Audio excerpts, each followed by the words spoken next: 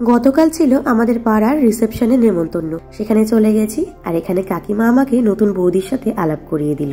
এখানে কিন্তু নতুন বৌদি আর দাদাকে কংগ্রাচুলেট করে গিফট দিয়ে ওদের সাথে একটা সুন্দর ছবি তুলে নিলাম। তারপরে সোজা চলে এলাম স্টার্টারের দিকে। স্টার্টারে ছিল গরম গরম পকোড়া খেয়েছি, আর এছাড়াও কিন্তু ছিল গরম গরম কফির ব্যবস্থা। কফি খেতে আমার খুব একটা ভালো লাগে না, তাই কিন্তু শুধু পকোড়াটাই খেয়ে সেখান থেকে চলে এলাম নিচে মেন কোর্স খাওয়ার উদ্দেশ্যে। সেখানে এসে দেখলাম লেবু, স্যালাড সমস্ত কিছু দিয়েছে, আর তারপরে দিল গরম গরম নান আর তার সাথে পনির। তারপরে ছিল গরম ঘি ভাতের সাথে মুচমুচে মাছ ভাজা। তারপরে দিয়েছিল ডাল আর তার সাথে গরম গরম বেগুনি।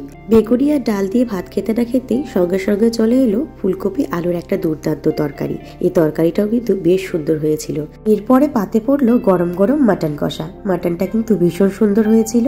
আর তারপরে শেষ পাতে ছিল চাটনি, মিষ্টি, দই আর তার সাথে সন্দেশ। সব মিলিয়ে জমিয়ে খাওয়া দাওয়া করে তারপরে চলে এলাম বাড়িতে।